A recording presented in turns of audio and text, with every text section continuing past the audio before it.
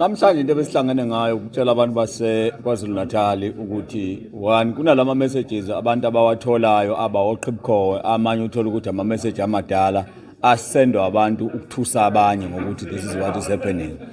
So okubalekile ukuthi abantu baqaphele ukuthi kuna lama messages angaqinisekisiwe abaqinisekise nabo ukuthi mabawathola bayawa verify kuma reliable sources ukuze babe nesiqiniseko sokuthi imessage abayitholayo imessage eqhamuka ine reliable resource.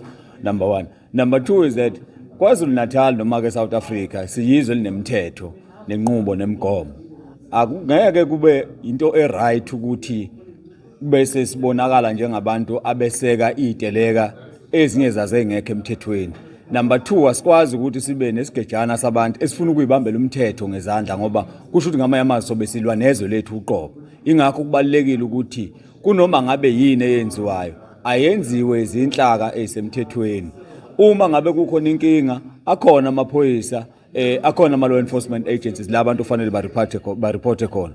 Uma ngabe abantu benesifiso sokuthi bafuna ukumasha ikhona imithetho komasipala ngama bylaws that governs that ukuze nayo leyo march leyo kube khona amaphoyisa ayibhekile ukuthi a peaceful march because singakufuni sonke okokuthi sigcine sinezwe elingasenawo umnotho ngokuthi simashile kwafika kwashayeka izitolo kwalimala izikole kwalimala yonke into esiphila ngayo. That is why amamasha balekile ukuthi maka reportwe mawuqeda ukwa reporter uthola imvume yokuthi fanele umasha ukuze kuzoba khona namaphoyisa. But iqiniso lithi kuhlale njalo kuzothi mangabe kuba khona ama-marches kwenye inkathi noma kunalezi zinto eziba ovumbu ukukhumbule kuyenzeka lento ngo2021 la khona kwakunama messages aqala kancane nje lokho eseculator ko Facebook ko WhatsApp njalo njalo. Uhulumeni wangayinaka lezi zinto engayinakeni kwakhe ne-crime intelligence esinayo South Africa ngaleso sikhathi yayihlalela ikhululekele okwathi mase kusuka ibhelu kwangazi ukuthi uhulumeni uzunyiwe akazunyiwe uhulumeni uyazi ngalokho kodwa kuhle ukuthi njengamanje khona wonke uhlobo ongalicabanga lwezokuvikela oligada ukuthi kube khona ukuthula KwaZulu Natal. On top of that ngoba siyazi ukuthi vele uhulumeni nakhona lapha akasathembekile thina we then sase sakubudlelwana nenkampani zama security ezimele okokuthi uma ngabe ufona usho ukuthini ukuthi khona inkinga endaweni ethile sikwazi ukuthi nathi sikulekelele sixhumanise nabantu abathile abazokwazi ukuthi bazobheka kuleso simo basiverify masisimo es wrong noma es right and bakwazi ukuthi basondeze umthetho eduze. So ithembe silinikeza abantu bakwaZulu Natal nomlazi sibashiya nawo ukuthi abangalaleli yonke into abayithola emakhoneni.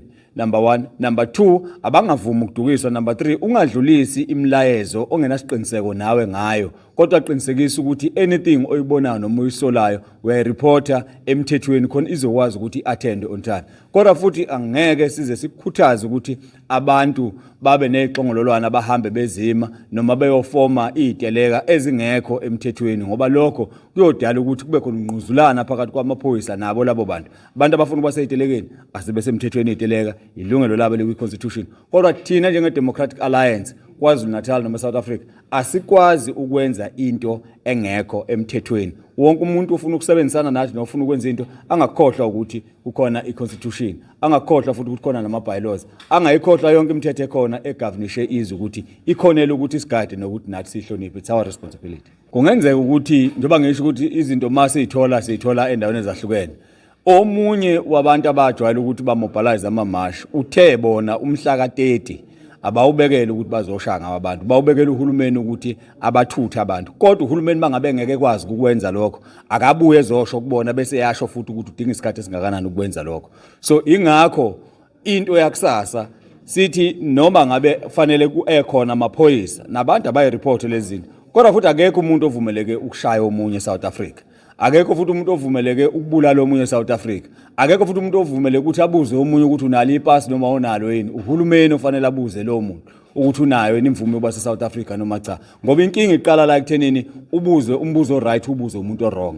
Angikwazi njengoba ngungema nje mina kuhlangana nawe endleleni ngiyakubona ukuthi engathi unebala lizothile bese ngithi ngiyakusola wena ukuthi engathi awuyena walana awuveze imvume zakhe. Anginalo lelo lungelo. So abantu base-South Africa nabantu abacabanga ukuthi khona abantu ongafanele ngabe bala ukhona uHome Affairs ukhona uSAPS ukhona ulokhuzana umasipala even nabantu osola ukuthi banamabhizinisi la ko West Street ko bani okungesibona balaba nganazi imvume akukhona okwakho ukuthi uhambe uyongena kuleso sitolo nabangani bakho okubalekile ukuthi uthinta uSAPS uthinta uMetro ngoba umuntu eThekwini ukuze akwazi ukudayisa emgaqweni umuntu eThekwini ukuze akwazi ukuba nesitolo udinga ukuya lapha na kwa business support ayothola ilicense kuqala la buzwa khona ukuthi ID yakhe ithini mawungase South Africa mawungaphandle funeka iPassport yakho na wonke abaphepha akho athi uzokwenza ibusiness eSouth Africa so asiwasebenzise ama structures kahulumeni ukulungisa isimo ngaphansi kwezelethu neprovince.